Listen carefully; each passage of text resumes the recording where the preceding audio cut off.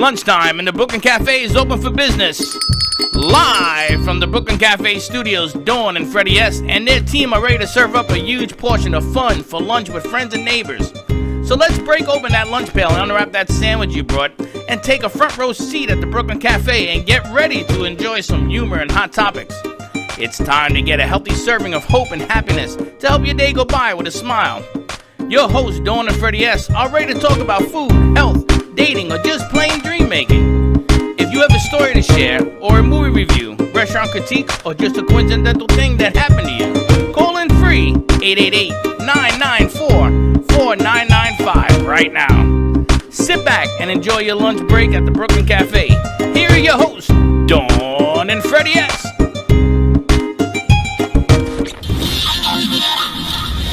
Ladies and gentlemen, here it is, the most listened to radio show on the planet. Even the other stations are tuned into. Your systems are offline.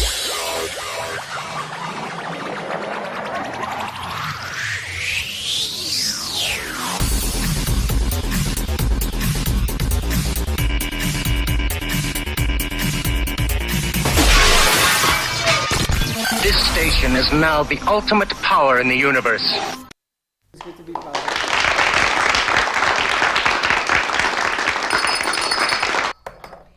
And welcome to the Brooklyn Cafe on a disastrous Friday afternoon. If one more thing falls and breaks, you're going to see me up, and I'm out of here. I'm done. I'm telling you. Yeah. You know, and I see this guy, this kid, coming back and forth. He's making me a little nervous. At least he's walking back and forth. We've got our in-house psychologist with us. So we got Dr. Laura. Will you be our in-house therapist? Where's the couch, Doc? Where is the couch? You don't know half of it. It started at 8 o'clock this morning. Yes. I got up at 5 o'clock today to get an early start. And I come in here and the alarm doesn't turn off. The police come, they want to arrest me. This one doesn't pick up the phone. And I'm like, listen, if you're going to take me in, you should have to get me at the precinct. What are you going to do? Because they couldn't figure out why the alarm didn't shut off. So I call her, what is the code? I did it, it doesn't shut off. I punched the thing, then shuts off. That was the beginning of my day. Then what you witnessed. Well, no, then we came in the middle of our show. We lost, the internet went out. The 9 o'clock show. And then went out. And came back. So we pivoted and we did our evening show. We got that ready to roll for tonight at 7 o'clock when Dr. Laura walked in. You did a spectacular BYOB. And then the next show comes in and one picture goes down, two pictures goes down, the easel goes down, the curtain goes down. The curtain goes down. A picture and a light goes down. The It's lights a almost spicy went Friday. down people's heads. Yeah. And now it's thunder. And now it's God is thundering. talking. I guess maybe he wants to get our attention because holy smokes. Now this is, the whole week it's been like that. We had a kid come in here, he takes that television out. We had another kid over there, he takes that television out. I took a $600 camera, it is now a rubble of sand. Took that out. Slick over here, he broke a cup. Spills the ointment all of inside the cup throughout the back. Cleans the glass. I come in to find this one on her hands and knees, picking up all the juice from the glass. They don't put anything in the refrigerator, so all the mixes go sour. But wait, So guess who was drinking the sour mix? but there's more. My computer on Wednesday after I was with you decided to take a bath in Gubba rum. Gone. No. Gone. They're sitting in a Yeah. bag of rice. Shit, I gotta get out of here. Man. I'm just pretty lucky. No wonder you were spraying nice. You guys are scary. And you wonder why I have migraines, Dr. Laura. Valerie picks up a phone call, comes here, leaves the phone, comes back in, trips on that. Maybe leaving today, trips on that. What the hell? That doorstep came out of nowhere. Oh, you didn't, right, never saw the doorstep. So I'm spraying on my clearing spray. Dr. Laura says, just take out your diffuser. I've got this angelic clearing spray. She forgot the oil. She forgets it. I got a diffuser with no diffuse. But happy Friday, everyone. It's going to get better because it's Friday. We're clearing some things out. And you know what? We'll keep going. So sorry to Fuego for the studio mishap, but that was beyond our control. And at some point, you just got to regroup, take a breath, and start again the next day. Well, it's funny because I spoke to Gio. He tells me you have to, every couple of times a month, you have to regroup the rooms because what happens is that people hit them with the chairs, the curtains get unfolded, you know, and they don't realize it. And then next thing you know, it's raining art. It's interesting though, because this morning I was reading a post about what, you're not Jewish, but what this holiday means for the Jewish people, and I'm going to defer to How do you Raina know I'm not Jewish? and Dr. Laura. Okay, You don't know can that. convert. It's a time of reflection and renewal I do that every day. and looking. You gotta be Jewish to do that. No, but this is the 10 days that we are supposed to be doing this You see, in. you guys only do it for 10 days. Catholics do it 365 days a year. Well, Dr. Laura has the benefit of being both right now. That's right. So my husband is Jewish and I'm Catholic. So yeah, Shoe over here. there you go. So she's got you covered. So hold on a second. So what are you? Me personally, I'm a work in progress. How about that? That's a good answer. I like that. So you know everything about Catholicism? Is that a word? Catholicism, That and Jewishism, Judaism. Judaism. You know both? I am not going to claim to be an expert on either one. So, but I'm impressed. I will defer to anybody else who's got more information than me, which is probably exactly. That's pretty good. She can do both worlds. I told you I would do the bath thing. Isn't that a thing? The mikveh, The what? the conversion. Yeah. Okay. What's it called? Mikveh, that's for women, right? Men and women Mikveh's have two only for different women. baths? Yeah. Well, Wait, you no, guys my are son really, had that. really. Not a mikvah. A bris. What's for Oh, men? okay. So yeah, but we put him in the pool. You did? Oh, so then he did take Yeah. a swim in the mikvah. Yeah. So what's it for a man? A mikvah, a sikha, a little So nakita? traditionally, women go into the mikvah. Talk it to you, the Mike. week before your period and the week after your period, it's considered in Jewish law like the woman's time. Of cleansing. Of course, this is naturally. They give you Speaking a of mic. woman time, thank you to that amazing woman for turning on my mic. But traditionally, the mikvah is for the woman to sort of clean herself once a month. And observant women, once they've gone through the mikvah, then their husband knows it's time to have sex again. So this whole thing is about having sex? Pretty much. You want to be Jewish? Hold on a second. So for a guy, we don't get our period. So what do we do? So the women, before they go into the mikvah, they can't wear makeup. They have to take off their nail polish. So I would say traditionally the man then pays for the mani, the pedi, the blowout after Oh, the we get the mikvah. pain You of know, that. even if you're not religious, I kind of like this idea of like taking a little time out because I've never been married, but my hypothesis says like it's got to be kind of exciting waiting for the big day, you know? Trust you like- me, the day comes and goes and ain't too big. It's like, you know, the wait. It's like the weight of what? betrothal The weight of again. the world when you get married? What? The wait, you have 2 weeks. So for 2 weeks, nothing? Yeah, so basically you have to wait like a week after the period to make sure that like the woman is like So you got the totally week done. before, then you got your week of your period, then you got the week after. So you're really only good for about a week. So 2 weeks actually. So it's the week of the period every and then the month? week after. Every month. Every month? Yeah. So you can only have sex like once a month? No, mean, like what 2.5 kind of weeks, religion 3 is this? weeks. Every what? Like 2.5, 3 weeks.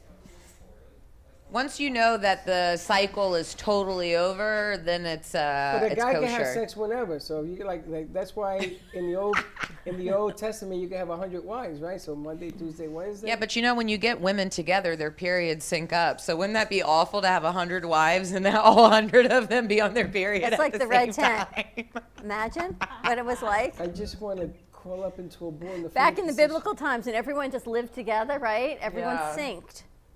What do you mean synced? Your Your cycle. cycle synced, so you all get it at the same That's time. why I was a Catholic, and back then I used to with the binoculars and just to wait. So you're for gonna go the- hang out with Slick and Vinny a little bit more. That's horrible. Go down to Sunnyside. Freddie, you've never heard of this phenomenon before? I have never. Oh my God, I'll never forget when I went to sleepaway camp, like in middle school, we were in a cabin of 30 girls, and all but one girl on the same day Oh my got her gosh. period.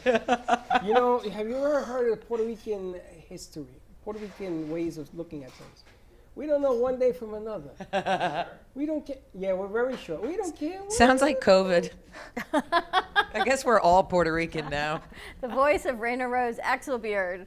Hi. And we've got Dr. Laura Ellert with us, who did a fantastic BYOB. Thank you. It was fun. Now you know why we talked on Wednesday why Fridays are so important. Yes. Because if we actually took all of this stuff that just happened today and we synthesized it over the weekend, my brain will explode by Monday, or I'll go into a deep depression or a deep sleep, because this is the end of a week and Friday just kind of blew up. So we need the voice of reason. We need Dr. Laura with us to help us kind of get rolling into Friday. That's why, I'm not observant of Shabbat, but now I really understand why you need that day of reflection and that day to stop. Whether you celebrate the Sabbath on Saturday or on Sunday, you need that day to just stop. And I never stop. They stopped you today. Pretty much the angels, right? Did we talk about this? Yep. How many times you need to get hit in the head from the angels with that wood or the brick to say you're going to stop. Yeah. And you just got to stop and listen. You got to read the messages, as you say. And you bring up such a good point, Dawn, because especially now in COVID, with so many businesses going virtual and focusing on posting every single day, if you don't take at least one day or the weekend to take a time out, recharge, maybe even create all your posts in advance so that you're not as stressed out during the week, it's really hard to maintain that motivation without having time to just leave it alone for a little bit. And you just have to, and we could have, and I feel badly about the Fuego show. Your show was spectacular, BYOB, then everything went crazy. It just needed a reset of about a half hour to stop, reprocess, reset the room, and re-go and redo. Oh, yeah. And they didn't want to, and I understand, but the thing with the challenge is, if you're going to analyze everything in challenge in life, it's like describing a delivery of a birth. Most disgusting thing. If you actually think about what it is. I remember my two sons, when they were born, I'm going to tell you, if I write a book, everybody will be thinking about what I saw. But it's supposed to be a beautiful thing. Challenges happen, okay? I don't feel bad for anybody. You have a right to sit and wait till we restructure that room. Get the glass off of there. Whatever's happening in there, remove that can harm you. Now, you got to remember something. That glass cuts that woman's head open, I got a problem. You're right. Okay, Worse than the alarm. You're right. Yeah. So the bottom line is, I ask you, you don't want to wait, and you're going to go. That's on you. Accountability is everything. Excuses are plentiful. Viruses happen. The Black Plague happened. Millions of people have died. It happens. But if you don't learn and sit and try to make heads or tails of it, that's on you. It's not on me. We told everybody shut it down before somebody gets cut open. I feel I really need your book right now. I was, just thinking of that. I'm thinking, because what page we're talking am I going to about, open it up to? Yeah, we're talking about resetting, right? And I've been saying all day, you don't have to wait. Let's not wait till Monday to reset. Take a break and let's reset right now. We can regroup and let's make the rest of the day great. Not only that, but now you have material to talk about. What they should have done. There's our content. What they should have done is they should have sat and said, "Do you want to know what just happened?" How does this happen, right? But if you're going to get up and run, I'm going to tell you something. There is no history on watching a person's back. Right? I was taught that by my family a long time ago. When people are running in one direction, you ain't going to go in that direction. You're never going to grow. Don't run away from a problem. Sit, work with me, as opposed to leaving. Work with me. I'm sorry. I don't feel bad for anybody. But I got to tell you, our crew, you watched all this, and Dr. Laura just sat and watched. Slick, Vinny, Mia, Teddy, Val, everyone. They came in, they reset, they got the show off. And again, we could not do this without all of their support.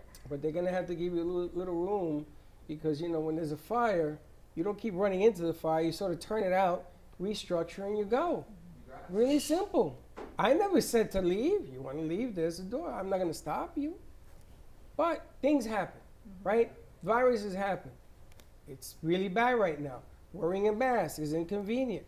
But wear it. Numbers are coming down. Or they're not being reported, or they weren't reported the right way the first time. Who the hell knows? But the bottom line is that we got to get back to making money, to having a business, to be accountable again, and not repeat. This is why I like your book. Actually, it's really more about having faith, is what I think. And Raina, I'm really glad you're here with Dr. This kind of just came to be because Is that a rose on the front cover? Yes, it is. Well, then we all know I'm exactly where I need to be. right? Yep. You talk about. I just got the chills. I That's- like it because that's interesting. You get Because- to write. You know what Raina's name is? No. Raina Rose. Hey, sis. Okay, so you know what I talked about today, why the rose is on there. Tell me. That my daughter and I became friends with a woman who's a medium back in New York, and the rose is a sign from the universe that everything is going to be okay. So whenever my daughter and I see a rose, we look at each other and we say that's a sign. And one day we were touring LA, and my daughter was like a nervous wreck because we were in like a sketchy area. And I said, relax, look for a sign. She looks up, my daughter's name is Cameron. She looks up, the next street sign says Cam Rose, Aww. right? Wow. Yeah. Well, after my mom raised 3 boys, I guess she threw a rose in there. There you so go. everything That's is gonna be awesome. okay. I love it. That's pretty amazing. So there, and then there's your sign, right? Where you got Raina Rose, and that tells you as That- a sign from the universe that We're supposed to be here today. you guys are supposed to connect for whatever reason. Love it. It's pretty What do you think, amazing. Freddie? You believe that? It's funny. We did a show on a lady that brings in flowers, and she was explaining how plants, flowers have frequencies.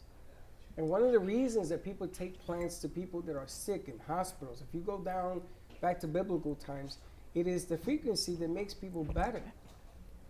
And the rose is one of the highest frequencies among plants. Wow. Yes, And it is. cures that ails you. And this is one of the reasons that Kenny Love does his whole program around roses. Roses have been around since the beginning of man. And it is an art of healing. Because when you heal from inside, it sort of comes out and everything else. But it is the frequency of the rose. So it's funny because you're surrounded again by roses when all this other concoction stuff is happening, Don't mind the garden over here. which is phenomenal. But think about that. We had that, what's her name? Patricia Dutch. Dutch gave us a whole tour, a whole class on how roses heal people, right? Oh, I gotta watch that. You guys gotta reshare that one. We should have her come back when she's back in town. She's back in town, but it's pretty amazing that your sign is the rose, and here comes Raina Rose in roses in the book, and there's really just no way words to describe that is what it is now, The beauty of connection. right? 100%. Connection during COVID, no less. That's right. And we didn't get a chance to talk when you were here with Pam. She brought you in to see what we do, but we never really got to talk about what you do. Yeah. I would love for you to share what you do because you work with teens, which is a market that really needs some help right now. Yeah, so hi everyone. It's so exciting to be here. I work as a motivational speaker and mentor for high school students. I've been speaking now for the last decade. I've spoken to over 100,000 people about Israel, the Holocaust, feminism, youth development. And where I'm at in my journey now is I'm the Chief Empowerment Officer, CEO of my own company, The Rose Grows. And what I do is I focus exclusively on high school and college students, and I focus on what I like to call the 4 C's, which is confidence, communication, creativity, and community. And I do all of that through leadership. And really what I do is I challenge young people to think about their future and empower them to take small steps now to build contacts and create opportunities where not only do they get published, but they get a lot more experience in a domain or a cause that they're passionate about. Publish as far as a book or a show? So or some of my mentees, I have a Romanian mentee. She's working on a podcast. She's a musician. She's a model, and she's an actress. And unfortunately, she faces a lot of bullying because at such a young age, she's doing all of these different things. So we're working together on a podcast where she's actually interviewing different types of artists from all over the world and talking to them about how do you handle criticism when it comes to your craft, learning about their journey. I have one student who, she's a straight A student. She's extremely intelligent. We're working together on a children's book that she wrote about divorce. I have another mentee who, he knows he wants to do something in sports, but he's not totally sure yet. So I helped him set up an interview with a professional athlete trainer. So he got to interview him, write an article, publish that on LinkedIn. Nice. So for the students, it's really podcasts, books, articles. And what's really exciting is for me at 28, I've created a podcast with Holocaust survivors. I'm about to come out with a children's book. So a lot of these things I'm learning in my 20s, working with teens, it's really an opportunity for me to give back. Are you at a center, or they're just different teens from all over the community? Yeah, so I do all of my work online, which, before COVID, it would have never dawned on me that I could have a mentee in Romania or No I pun could have a intended. mentee in Israel. And I think the coolest thing for the kids is, with everything going on right now, the children are so isolated. In my group mentorship program, Teen Tribe, to be able to hear what other teens are facing around the world, I'd say that although there's lots of programs that exist for teens, because my program was created through COVID, I think what's most unique about Teen Tribe is it really teaches teens how to listen, right? You might have your own beliefs, but then when you meet other young people around the country, it really gives them, sort of like a front seat into a different perspective. And you just started this during COVID, I should say. Yeah. That's amazing. And how do they find you? So I would say most of my marketing is all through social media. I'd say most of my leads come in through Facebook and LinkedIn. And I work with teens who are 13 to 18, and not all of them are straight A students. Not all of them have, necessarily been involved with leadership before. I'm really skilled at meeting teens where they're at and empowering them to do that first big thing with what they have. Wow. That's amazing. Thank you. We have had, it's sort of been in hiatus over the summer, what's it called, the Cafe Press. They renamed it, which is our online newsletter / magazine. And the girl that was editing for us and doing it all, she got a job. Wow. And since then, my time of writing, I'm not like a really good writer, content creator. I can do this all day long, but when it comes down to writing it, it's really not my thing. But maybe we can work with some of your teens to help put this out. Totally. And some advice that I could give you, and I would love to give the listeners at home, a lot of my teens say the same thing. They're like, Raina, I'm not a writer. And I say that's fine, because if you record the interview, just like you record all the shows, there's a website called Otter, OTTER.ai, and you can actually load a video file into Otter, and it will transcribe the entire interview. Wow. So what I tell the teens is, listen, don't freak out, do the interview, then let's look at the copy, and you know what, just highlight the things that you find interesting. A little copy paste action, a little intro, a little conclusion, and bam, you got an article. That's awesome. And we talked about this when you were here before. I would love to work with you and them, because this is a missing market that we don't have. We have the adult side of it. We've got our kids side. We've got the millennials, our young adults. But there's this group in between that exists that we don't get the opportunity to represent. Right, and it's so important to recognize too, and I'm sure you can expand on this. Is most young people right now are spending anywhere from 4 to 7 hours a day on TikTok, and I like to kind of describe TikTok as sort of like the junk mail of platforms, and there is some quality content on there, but unfortunately, there's also a lot of really horrific content. Recently, there was someone who committed suicide on the app. Unfortunately, when it comes to Holocaust, you see people sexualizing Anne Frank, dressing up as Holocaust survivors.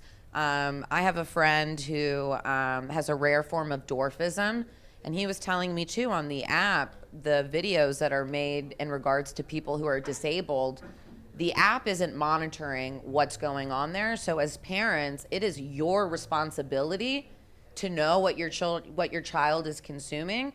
And it is a part of your obligation to teach your child that just because something is on a platform, like, you need to speak up. If you see something horrific, then you need to be the one to flag it. It's kind of like when something happens, they're like, oh, everybody else is going to call 911, but then nobody does, right? And if we know that the kids are spending this much time on the phone, then let's utilize social media for social impact. For positive, agreed. It's funny because before the epidemic, we did a lot of things bad. It's true. Communication was on the list of our kids don't do it anymore. They talk to their phones. My son and his girlfriend were watching a movie. I was in the room, and they were communicating, and they're right next to each other. Isn't that the worst? Via the phone. And I said, are you guys serious? Turn off your phones. And one of the things that now it has revealed just how poorly we have done that. And they are now required to do things like what you're talking about. But they're learning it. Right. They're learning communications. They're learning that there's another life outside of a phone. Right, and it's important to recognize, like, social media is a tool to create relationships and to enhance existing ones. It was never meant to replace the relationship building process. Correct. And that's the difference. And I want you to hold on to, I want to go back to the marketing aspect and the do's and don'ts of how social media can hurt you or help you, how it works, how it doesn't work, how people tend to think that that is the do-all and the all of all without having content to present, without having a good train of thought, without having something that people are going to listen to, because the attention span used to be 30 seconds. I think it's down to 3 seconds. Yeah. And everybody has something else to do because they got to get the new hustle. And it ain't one hustle no more. Now it's maybe 1, 2, or 3 hustles just to get back. Yeah. It's so true. I've noticed recently when I go to write articles or I go to write really long Facebook posts, you know, usually my last sentence is like the most interesting, is the one that goes bam. And recently what I've been doing is I take after I've written the whole thing, I take my last sentence, I make that the first sentence, because exactly what you said. If you don't get them in on that first 3 seconds, forget about it. Great idea. It's true. And the teens also. And so much, does this resonate with you, Dr. Laura? Absolutely. I see it when I work with teenagers. Their attention span, if I'm doing therapy with them, it's out the window. They cannot concentrate on a thought for longer than 10 seconds. And even with the phone, you know, they bring the phones with them everywhere. Just saying, can we just put the phone down and have a conversation for a second? Just, you know, just you and I. You don't have to look at your phone to find out how you feel. I'm asking you how you feel. The answer's not there. The answer's like right here. And it's teaching them again. I have to tell you, during the pandemic, I played a lot of games of Trouble, but it was fantastic to see like the stack of all of the board games and to have my kids actually engage. Like, we engaged and we did some things because, you know, after a while, 8 hours of TikTok gets a little boring. It's so true. Yeah. Well, and the funny thing is that you're going to ask kids to learn now virtually in a what they call in home environment, which is kind of loosey-goosey. Good luck with that, because they're not even prepped for it. You know, you're asking them to do it, and the shine is going to get off that penny in the first month, and good luck with that. And you know who's really not prepped for it is the parents. That's right. Oh, forget about it. Yes, absolutely. You know, the children are definitely suffering, but we also need to acknowledge that the parents are dealing with a lot. And I really want to acknowledge the parents in some communities who are coming together and saying, okay, you know what? I'll come to your house today and work with your kids so that you can clean the house and that you can run the errands. And then the next day you'll come to my house and you'll work with my kids. There's so much of the emotional side of it, and it's funny that we've got 3 authors in here at one time. We've got Amy Minty with us of For Stripper Gamble. We've got the Wisdom from the Universe from Dr. Laura, and I know your book is out there. We just don't have a copy of it yet because I know your story and your book, but I totally would be remiss if we did not talk about RBG while you're still on set and what she meant and means to women. And for you, Raina, what does her memory mean to you? It's interesting because I saw a documentary on RBG like a couple years ago, and it really, really moved me. And I was just like, wow, what a powerful woman. That's so amazing. And, you know, when I started doing female empowerment presentations, like learning in the 90s that it first became a law that it used to be that it wasn't considered a rape if a woman didn't consent to have sex with her husband, or learning that women couldn't open up a credit card if they weren't married. All these things that RBG, you know, changed. And I lecture about, it wasn't until she died that I realized that she was the force of change behind those different things. So I think like the biggest thing that I can take from her story is that sometimes in life, you're going to make a difference and you're going to make an impact. And sometimes people might know your name.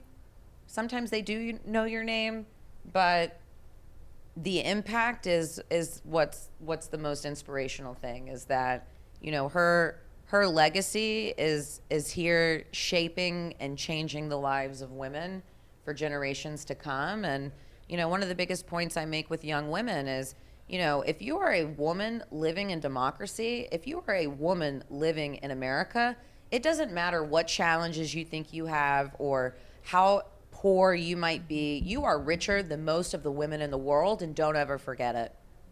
You know, it's really interesting. And Amy, I want you to pick up a mic. It's interesting that you bring this up, because a lot of things that go on, and I want to ask Doc's opinion. Women, like, she died, and people talk about her, that it really influenced what happened in their life. And we were talking about some of the kids about this yesterday, and they take it for granted that it was somebody who actually put this forward. You know, there were things that she wrote about. People took the time to read it. She was a fighter. And she was. And I didn't even know half the things that she is being given credit for. Right. Because I took it for granted. It must have come out of the sky. I don't know where it came from. But even credit card stuff, all the same marriage stuff that went on and everything else that's going on in this country. I mean, but reading is fundamental. Just reading about what's going on has become a skill all of a sudden. And the virus has just shown us how poorly we have actually taken to these things. With libraries, all they have become movie theaters, and it's all about the video now. It's about the TikTok video. It's about the YouTube video. That we're losing the education of, my grandmother always said, books are your friend. We're losing that actually to sit down and delve into a good book. And Amy, like these 5 books, and number 6 is coming. This book, Wisdom from the Universe, what you say, we talked about RGB on Monday, and you said to me, why now do we discuss her? Why didn't I ever bring her up before? But it's much like what you said, Raina. I spent the weekend and I watched her documentary, and I actually learned more about her influence on the world, on women, than I realized. Because did I take it for granted 100%? And shame on me for not being educated more to see her impact. Right. And I think sometimes, again, we take that reflective pause and say, wow, why we have to look at this when somebody passes instead of while they are alive, that the memory becomes bigger once they pass, and we learn of what she did for women. I was able, yesterday, you said about credit cards, I had to get a new computer, so I went on. If I did this credit card, I got 12 months free financing. Boom, in 5 minutes I had a new computer and a new credit card, right? Without what she put forward and things for women, we may not have had that opportunity. Right. That we should not take for granted, Right. and you're right. And what a role model too. You know, there's so many leaders out there. I mean, including myself, I'm definitely guilty of this, where we do a lot of self-promotion. We talk about, you know, all the things that we've done and all the things that we're doing. And anytime that I ever saw her in the media, it was always about the work. I don't remember her ever talking about herself as much as she always talked about the country. And Dr. Laura, I want to ask you, because in the documentary, you see her kids, her daughter, didn't say my mom was the most amazing mother. She didn't do this. At some point, there's a give. We can't do all of it great. And it seems, based on the documentary, that she gave to her work. She gave to the greater good of humanity, and maybe not the 110% to raising her kids. But her kids got raised. She has a beautiful family, and her husband, I think, picked up a lot of that. Is there always a give and take? That is the $1 million question, because as we're seeing in this country, I mean, we are blessed in this country, but we do have a lot of difficulties in this country in terms of the duality and the dichotomy that, you know, you shouldn't work and be a mom at the same time, that you can't do both well. And also our expectations of what a good mom or a good parent is have changed dramatically over the years, especially with, you know, helicopter parenting. I mean, I was class mom for all 3 of my kids, and that was great. And I had a job where I was able to balance that, but I still felt guilty that I wasn't doing enough. And that's in the media, that's all over the place, and we have to let that go, because we can all just do what we can do, And I think she was an absolute role model. But when you are serving a higher purpose, a greater purpose, there is a sacrifice. Yeah. And I think when kids are young, they may not recognize that. Doesn't sound like her kids were deprived by any, in any way, shape, or form. But she gave a lot of her life to the cause. And all of humanity benefits because of that. And I'm sure Yes. looking at it now, I can't imagine that her kids aren't proud. Amen. Yeah. I gotta tell you, what a great set of powerful women we have. Pretty good to be you right now. I'm not gonna say nothing. Let's go to commercial break. When we come back, we've got Amy Minty in the house, author of these spectacular books for Strip or Gamble. Book 6 is actually on the credenza over there. We've got Raina Rose and we've got Dr. Laura joining us. So stay tuned and we'll be right back. For Strip or Gamble, a novel by Amy Minty explores the lifestyle of one man throughout the crucial time of his life. Spanning 3 women, 4 decades, their lives are all intertwined. High-stakes poker, passion, intrigue, and revenge, all on the mysterious Las Vegas Strip. Get your copy now at amyminty.com or amazon.com. What more do you need right now? For Strip or Gamble, available now on amyminty.com and amazon.com. AskDearAbby.com. Dear Abby is a life coaching company that was founded by Abby Awotasu. At Dear Abby, we believe in empowering single women to unapologetically own their identities and grow in self-love. We know that in order for you to find true, meaningful, lasting love, you must first love and fully embrace yourself, flaws and all. Contact us today at AskDearAbby.com for your personalized coaching session that will get you on the path to ultimately finding your soulmate. And follow Dear Abby on social media at AskDearAbby on Twitter, Instagram, and Facebook.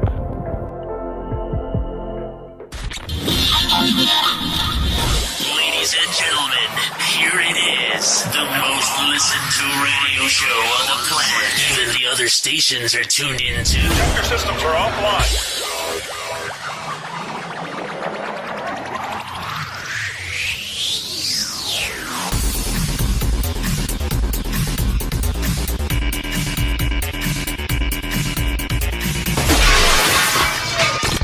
This station is now the ultimate power in the universe. Even though some things are far away, we plan for them ahead of time because they're important. When it comes to your celebration of life, it's really no different. You want to plan ahead now so your family doesn't have to later, and create a service that reflects your values, character, and traditions, no matter what they may be. At Dignity Memorial, we listen to every detail and make sure everyone is remembered.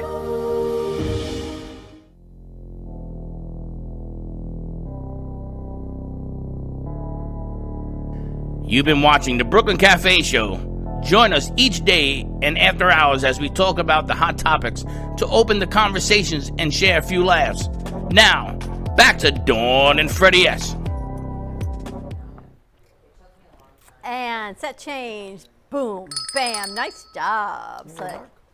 Bam, and there comes the rain. I get real nervous when this guy's around me. They take good care of you. Welcome back to the Brooklyn Cafe Show. Wow, Maybe I found on another use for your book.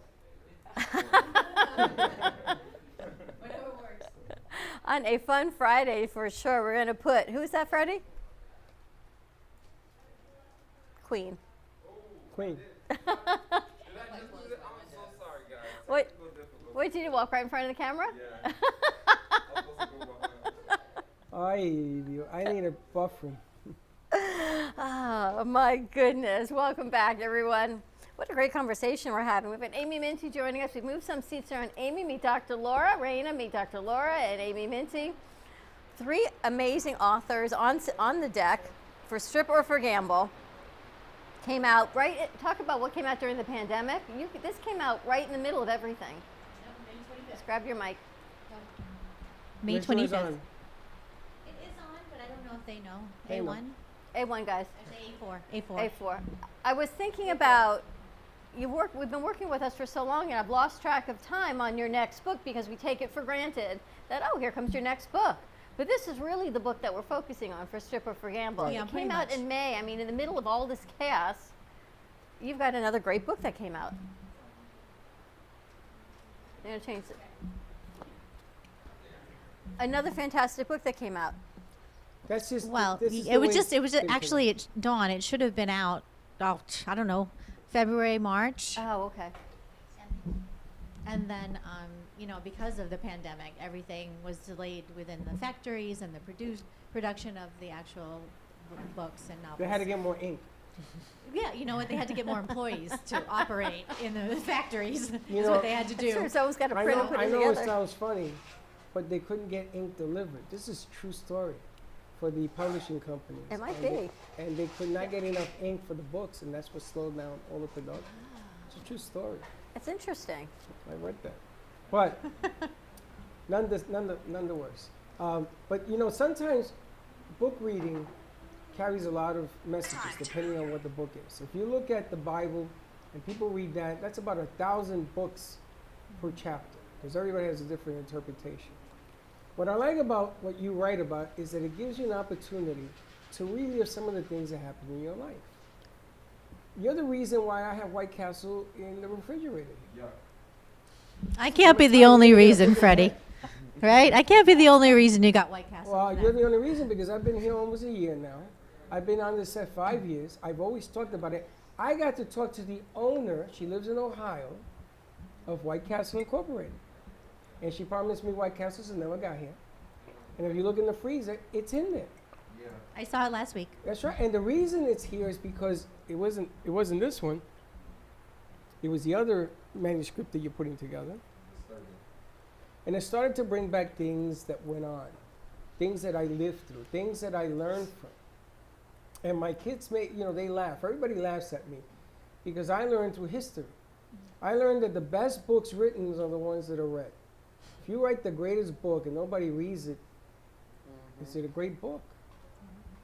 And I think that sometimes people try so hard to get their book read, to get their word out. When you look at the author and you sit down with them long enough and you say, you know something, I got to read this because I've met her. And I want to learn more about who she is. Now, anybody who knows this young woman, you got to see what she does on Facebook. She's all over. She's been a hot dog. She's been a hamburger. She's been on a haunted house. She's been everywhere. So there is plenty of people who know Amy Minty, but is there? Who is Amy Minty? Who is Amy Minty of all these 5 books, number 6 over there? Who is she? Do you want to get to know who she is, or do you want to get to know what she writes? Or both. Or both. But isn't that, this is what I've learned. I never read, Amy. I never took the time to read. I am as guilty of a flawed system as there is in the past. I never read, and I'm being very honest, until now. And all of a sudden, I'm reading books on the weekend. I'm reading all of her books on the weekend. I read the other one, I started reading it, and then they took it away from me. I haven't seen the chapter because everybody in here is reading it. I can't get my hands on it. There, I got them. And the bottom line is that I've gone back to basics. I've learned that in the Word, in what people's thoughts are, you begin to generate your own thoughts. And I am shocked. It wasn't when I was at NYU, when I was a student down in Washington Square, and I used to sit in the park with a peanut butter and jelly sandwich. I used to learn. And all of a sudden, I'm learning again. And that's the difference between picking up a book that makes sense because you're going to experience it and just picking up a book and running through its pages. It's interesting. We just had a major chaotic day today. Upside down. Dr. Laura was here to witness it. Raina came in on the tail end of it. Ow! And I have to say that actually to stop now and reflect, and we had to take this collective, I call it an actionable pause, because we could not have a show. I told you, the show always goes. But this actionable pause, if we just sat, we regroup that studio, and we go forward. And I feel like this is what the world needs. If this is the moment of that brick hitting or the piece of wood saying you need to stop, that was our moment to say, you know what, guys? You need to stop, regroup, rethink things through. Take a book. Take this weekend, take your book and sit and read and spend some time with your family. It's the holidays. I keep talking about, but this is the end of our 10 days of awe. And it culminates Sunday night, Monday.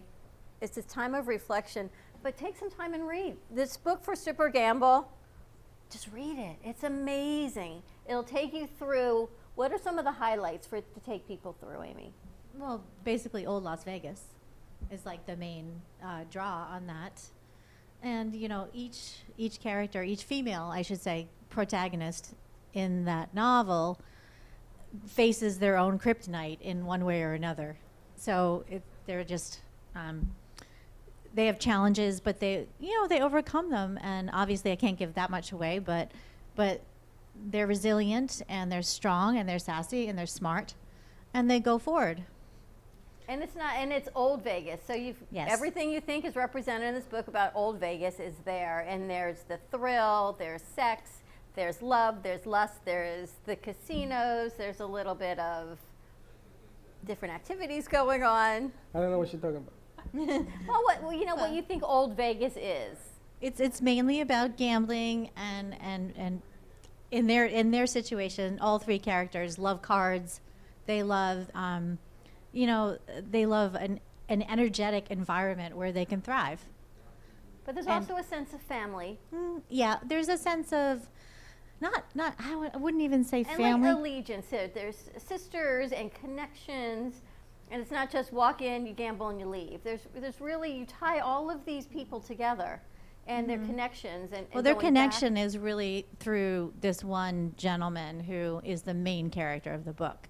So their connection lies within the focus. The focus is Nick Terlotta. So, and he is something else to be reckoned with, and each woman faces him in a different scenario.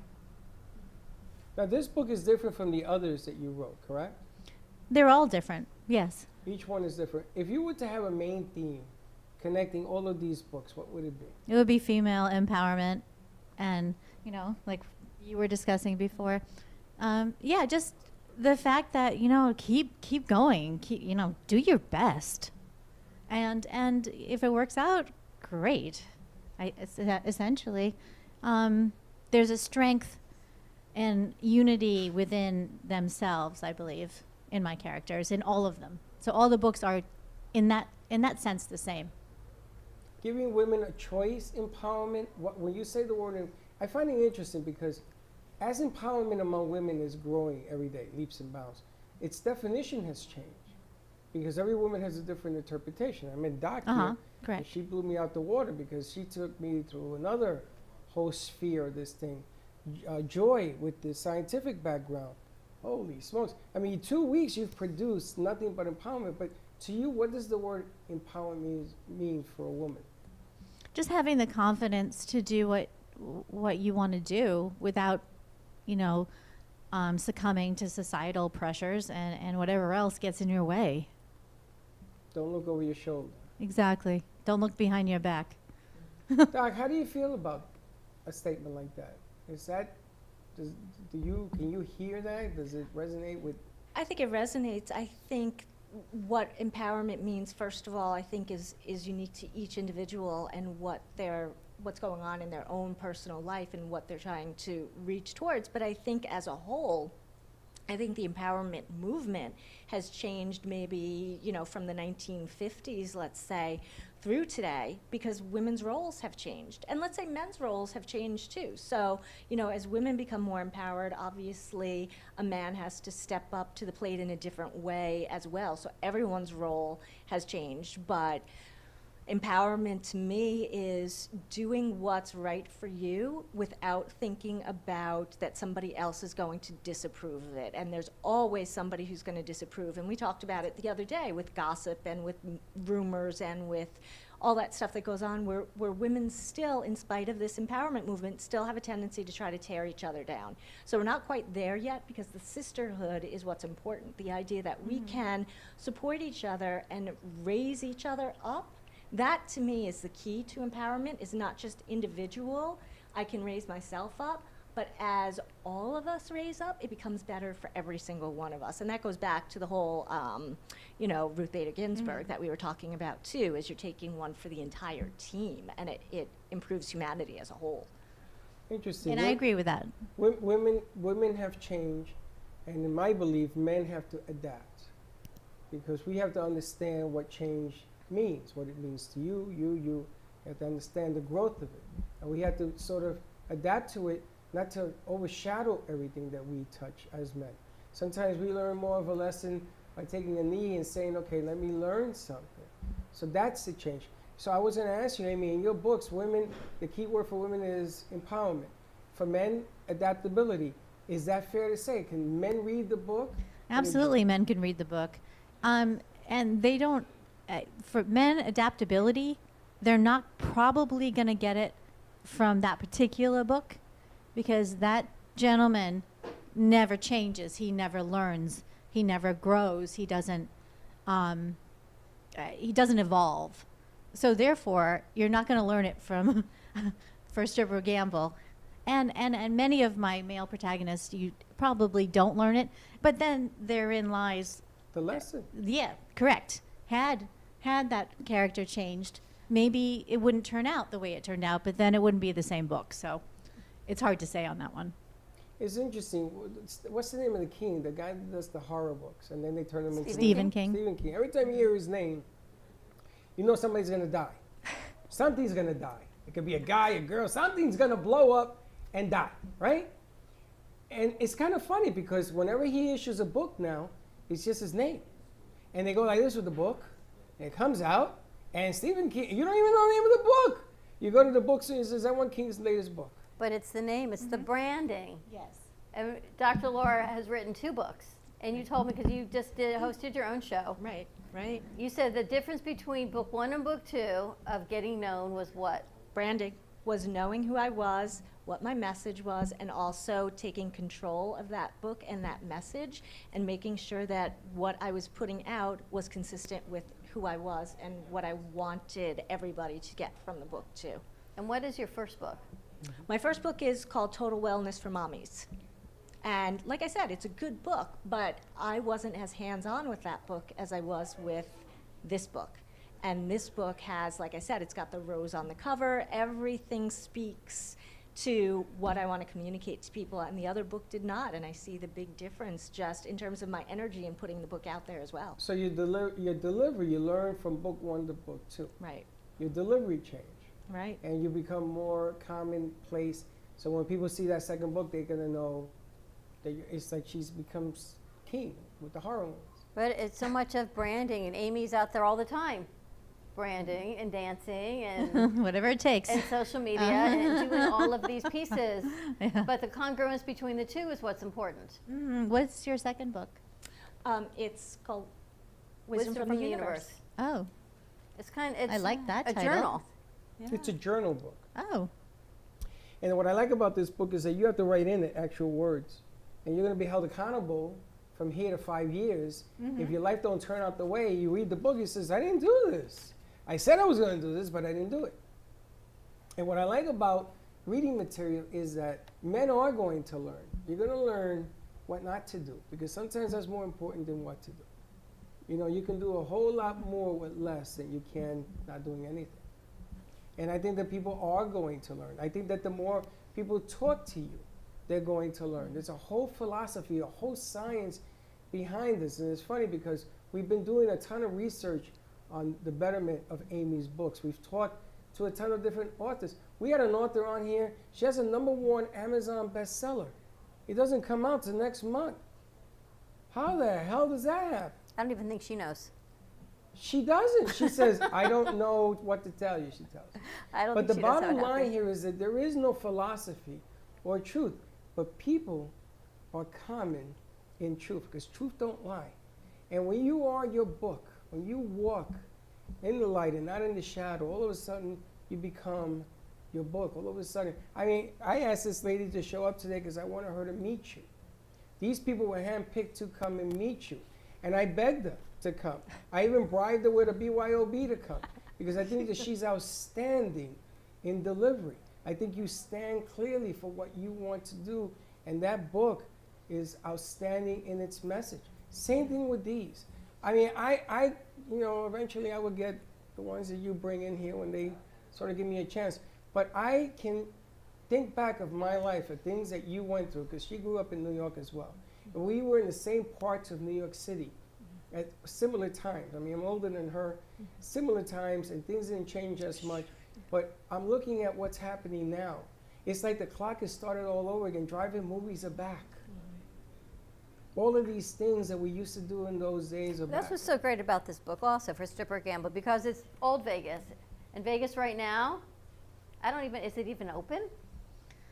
Parts Sort of it, parts of right? it. Sort of. But it's not like it was when the theme behind It's not like it was in February. And it's not like it was right when you think back to when old Vegas. No, certainly but has old changed. Vegas was not like February either. Right, exactly. They're going to open up Vegas, I think, in November. I heard there's some big concerts and things that are going to, they're going to sort of move people around. They're going to have a 5-place concert. There's going to be a big fight coming out in November. You have Holyfield and Tyson, not Holyfield. And MGM. Tyson, yeah. Tyson, I mean, the old folk fight. I'm not sure there's going to be a huge audience for it, though. Well, you know what? We're going to find out. Yeah, I know. I went down to the Keys about 4 weeks ago, Memorial Day, whatever it was. Yeah, Labor Day, actually. Labor Day, that was the first time they had people. They weren't ready, but they were. Everybody was required to wear a mask and everything else. Had a great time. I felt safe. Everywhere you went, they sprayed you down with sanitizer. Even walking in the street was craziness. I've heard the Keys is very, very careful and safe. They are. They are I've very, heard it's so great. I think that Vegas is looking. I know that they opened up the bars because I saw Monday Night Football and the Raiders won, and they had opened up the bars, but they kept everybody distant because just like New Orleans, when you have those clusters, you don't want to make mistakes. But it's entertaining to see that Vegas is going to have to start all over and come back slow. And Slick says men should, he wanted to come in and tell you, but he says men should definitely be reading for Strip or Gamble, he says. I know, you hear him in the background. I love Slick. All secrets are revealed in this sexy thriller about power, crime, gambling, and the mafia set in the casinos of old Las Vegas and the clubs of New York City. So you've got your coast to coast. I don't know where Slick went. He's coast coming to around. coast. And who's here, Jay? Jay's here. Oh, okay. Artist of Mr. Jay Harmon. How you doing, Jay? Good to see you. Have a seat at the bar. Have a seat at the bar, Jay. There you go. That'd be a cool segment for you, Amy, also. What? We'd do a whole bar segment, like a Vegas bar segment. Are we about to? Seems that way. Friday, why not? Amy, how do people find your books? Amazon, Amy Minty, plug in my name, and or my website, amyminty.com. So for Strip or Gamble is the most recent. It came out in May, and there are 4 other books: For Love or Sanity, For Sex or Revenge, For Better or Money, and For Sink or Swim. And then there's a whole other book coming out that she's in the throes of, and we're on chapter 9, right? There are 2 parts of 8 correct. and 1 of 9. So stay tuned, more to come. We're going to go to commercial break, and we'll be right back. Or maybe not. Or maybe not. Maybe we'll just stay on. At Carmen Care Advanced Laser Therapy, our professional team specializes in finding the best alternative laser therapy treatments for your painful conditions. Do you suffer with chronic pain, a post-traumatic injury, or simply looking for the benefits of cell rejuvenation to the skin? Schedule a consultation today to understand how photobiomodulation can help reduce your symptoms, reduce or even eliminate pain. Give us a call today, 561-405-9577. We focus on treating you who has a disease, not a disease that defines who you are. Contact Carmen Care Laser Therapy today, 561-405-9577 or carmencarelaser.com. TV and WNN Money Talk Radio have been in conjoint business for 10 years. They have been working around the clock, nonstop, to promote over 500 shows and businesses reaching all over South Florida. With added platforms such as social media live streaming, podcasts, and the specialty of live radio, it has never been easier to get your voice heard by millions of listeners. To amplify your impact and start your show today, contact AMP2TV at 866-224-5422. That's 866-224-5422. Healing Moments Wellness Boutique specializes in integrating scientific and ancient therapies to relieve physical, emotional, and psychological distress. Through the power of touch, coaching, and meditation, clients experience pain relief, relaxation, healing, and detoxification. Contact Healing Moments Wellness Boutique at 561-931-2187 and experience Boca Raton's Healing Haven. Enjoy the benefits of an individualized treatment plan to help find your feelings of peace, complete balance, and wellness. Call Healing Moments today, 561-931-2187, and be rejuvenated.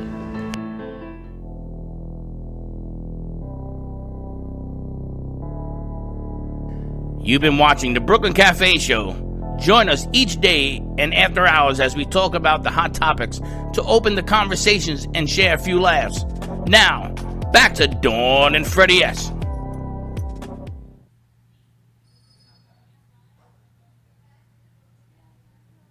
Working of 3 authors. Rain, I keep calling you an author because I know there's a book, and I don't even know if you have the book. Do you? You do. You're shaking your head. Yes. So the book is actually going to be published probably in the next month. Okay. It's a children's book. It's called The Girl Who Said Hello to Everyone. Unfortunately, out of nowhere, I lost my father 2 years ago. And they say that you should always write when you're feeling certain emotions because your feelings sort of filter your words. So I had written this like very sweet poem about how my dad taught me to be kind and always to make everybody feel like they matter and to make people feel special. So I teamed up with a childhood friend and asked her to illustrate the poem, and now we've got a children's book. Wow, what's the name of it? The Girl Who Said Hello to Everyone by Raina Rose Exelbierd. It's illustrated by Alan Chapman, and when I reached out to the illustrator, who I haven't seen since 5th grade. I reached out to her just because she was a really good doodler, and even though she beat me for class president, I got past those feelings. And when she said, yes, I'd love to illustrate the book for you, her name is Allie, but my late father's name was Alan, and she goes by Allie because her real name is Alan. So when she said yes, and I realized, oh my God, her name is Alan, I kind of looked at myself in the mirror and I was like, okay, Raina Rose, you better follow through with this one. Wow. And that was March, and here we are.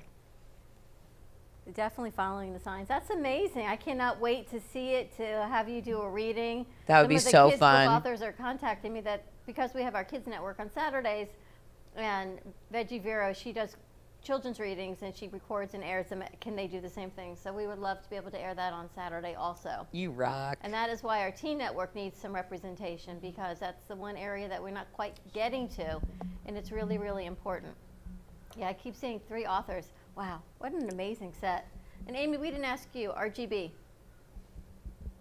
What her? How do I feel? I just feel tremendous loss. For what she's done for women? Absolutely, yeah. She was a big pioneer behind the whole thing. Did you realize the amount of things that she stood for until? I did a little, not the not everything, but I did know basically how. I saw a really good actual movie. What was that movie called, Ron? Do you remember? The Basis of Sex? Yes, called The Basis of Sex, and that movie actually, even though I wasn't ignorant, but I didn't know enough, and that movie really helped me learn more, and I thought she was amazing. I have not seen the documentary, the RGB. I watched the documentary over the weekend, and everyone else was watching football, and I'm watching this documentary, but it was just this calling that I thought, wow, I would be so remiss if I did not actually watch what this was, and it was nominated for an award, but so many amazing things. I got to tell you, where we sit today with all of these incredible women, when you and I first started this journey 10 seasons ago, someone came to us and asked you, do you have any women empowerment shows? They were looking out in California. And it was actually a director from Warner Bros. Called you and said, I'm looking for a women empowerment show, women empowerment piece. I don't have any. This is California. This is only 5 years ago. This isn't even like that long ago. We had one. Yeah. And it was Alexa Rose, another Rose. Oh my gosh, now you just gave me the chills again. Alexa Rose Carlin, and she started this women empowerment WEX. And that was the first year we covered that event, and that's 4 years ago. And she has now gone on to she's about your age, incredible things. But imagine in just 4 years, how far we've come as women. And I didn't think 4 years ago we were lacking anything. Yeah, well, Dawn, we also had the Me Too movement, which hurried things along a little bit, unfortunately. It's pretty, it had to come down to that. I feel like we're equal, but apparently the whole world doesn't seem to feel we are equal. We always have been equal. Right? It's just about other people feeling the same way. It's the most interesting Men, thing. that is. Yeah, and for me too, I thought wow, granddaughter of Holocaust survivors, we've come really far. But even when I graduated college and was working in the nonprofit world, it's really important that you communicate with each other about your salaries, because unfortunately, in the nonprofit world especially, you can see a huge difference in how men and women are being paid. And until more women collectively speak up and approach management about those issues, then we really can't count on a difference to be made in a particular organization.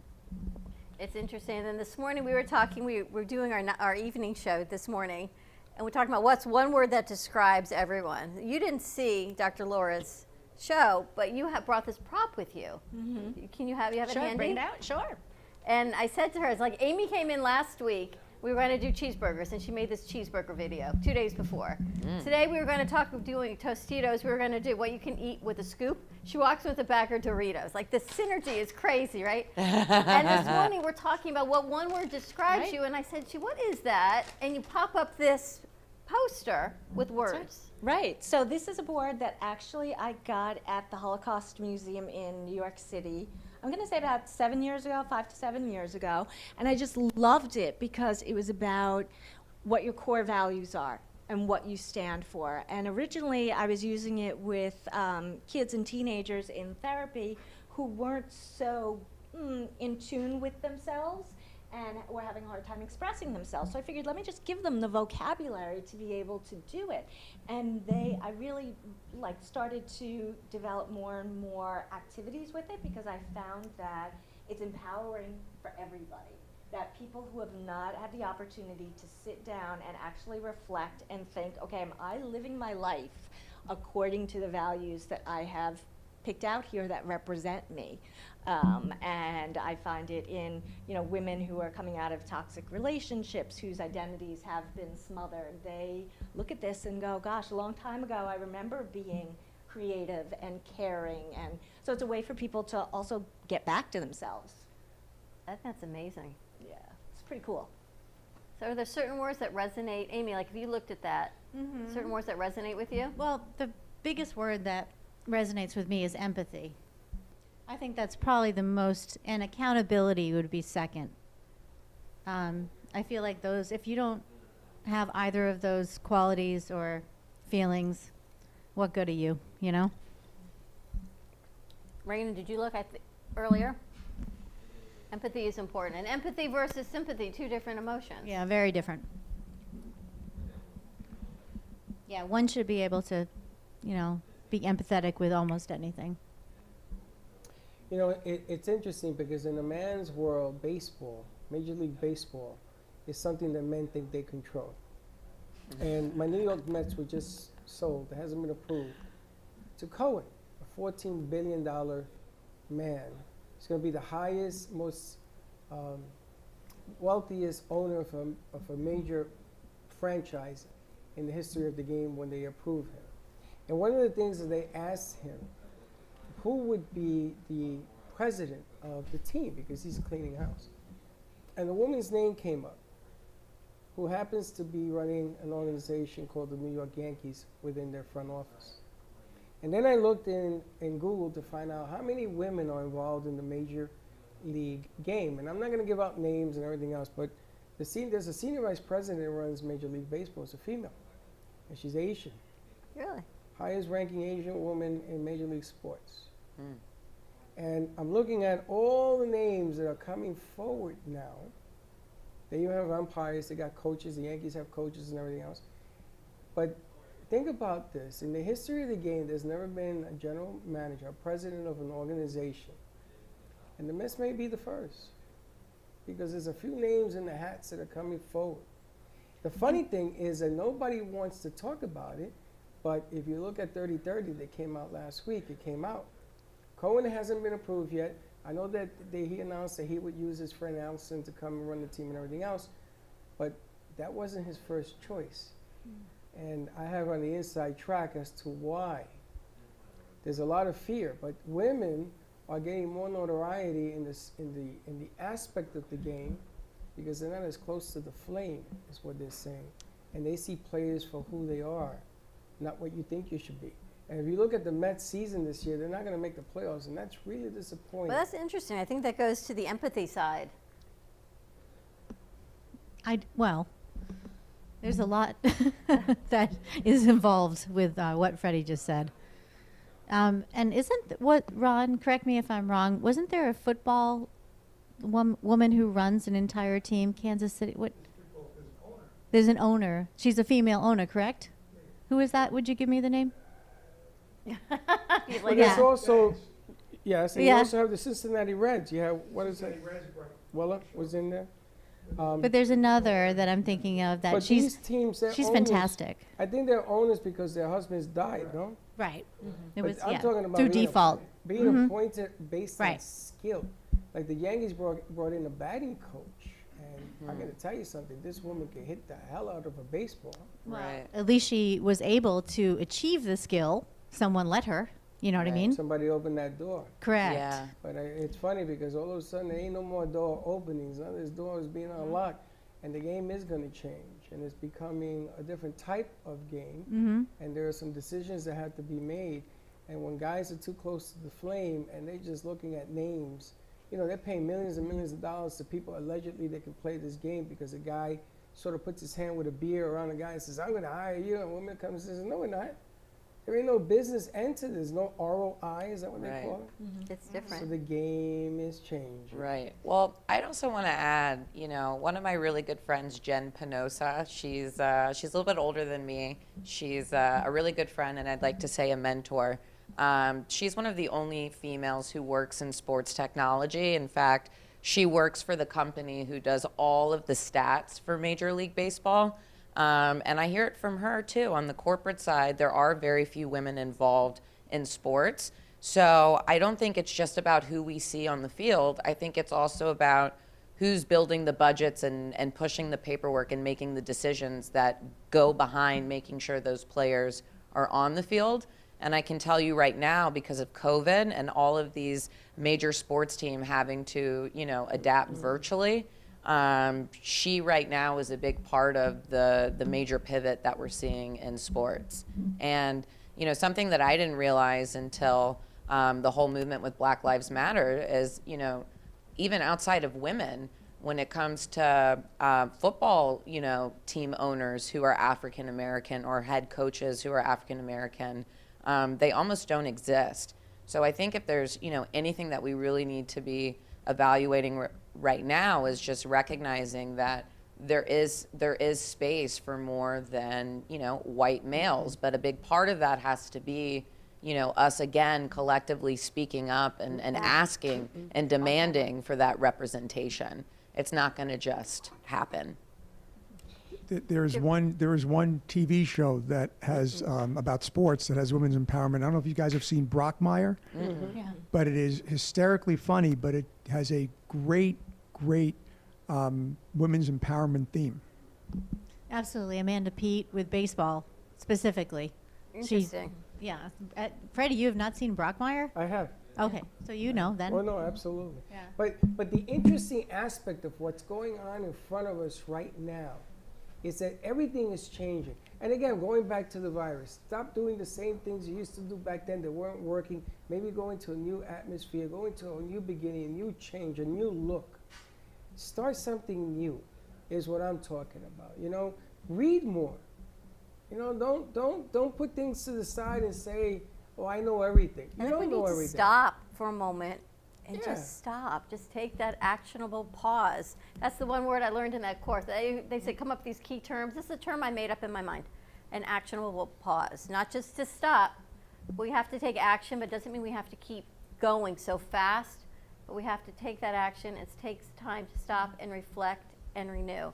And on that, I want to take a commercial break. When we come back, we're going to talk to Jay a little bit. And I got to tell you, Raina, this rose, I can't say it's haunting because it happens to be behind you right now. Both of my great-grandmother's name were Rose. Aww. And there's the rose, and we've got you and this book, and you're all going to make me cry. Freddie, you're in a rose garden right now. That's what it But means. the first girl I dated at 9 years old, and it was Rose. And I got to tell you, Clara, who did the Vegas strip song, she's commenting about your knowledge of the rose is quite compelling. Because I'm going to tell you something. My favorite movie of all time, what's it called? The Rose. The Rose. And on that note, we'll take a quick break and we'll be right back.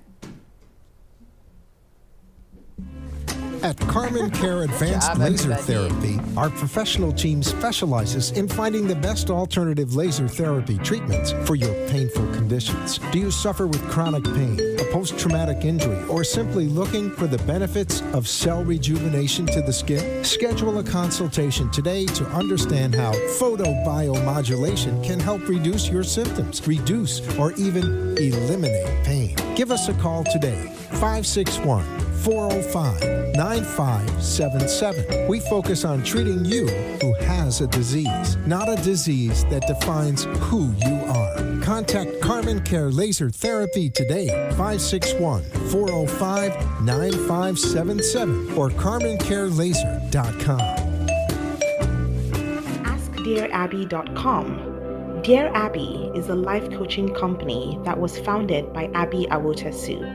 At Dear Abby, we believe in empowering single women to unapologetically own their identities and grow in self-love. We know that in order for you to find true, meaningful, lasting love, you must first love and fully embrace yourself, flaws and all. Contact us today at AskDearAbby.com for your personalized coaching session that will get you on the path to ultimately finding your soulmate. And follow Dear Abby on social media at AskDearAbby on Twitter, Instagram, and Facebook.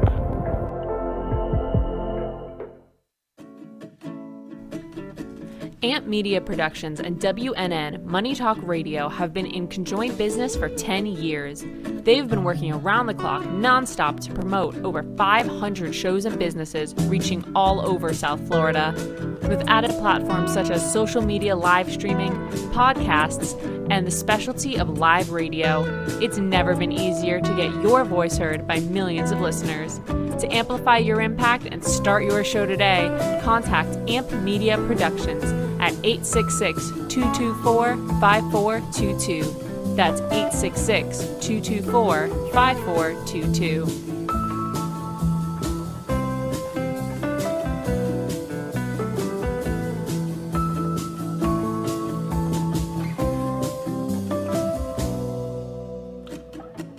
For Strip or Gamble, a novel by Amy Minty, explores the lifestyle of one man throughout the crucial time of his life. Spanning 3 women, 4 decades, their lives are all intertwined. High-stakes poker, passion, intrigue, and revenge. All on the mysterious Las Vegas Strip. Get your copy now at amyminty.com or amazon.com. What more do you need right now?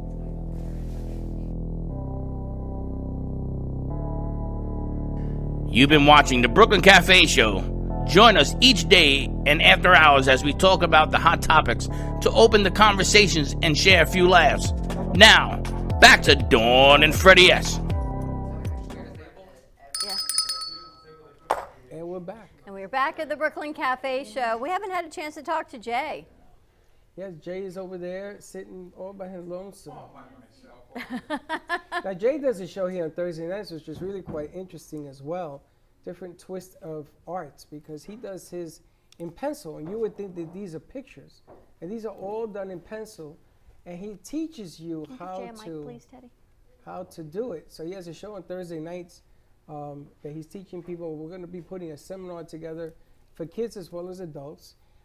And Jay, I told Jay to come in here because it's always better to get artists out and to add to the mix, to the influence, because the doors are opening, and we're going to have to start doing more and more to get things done.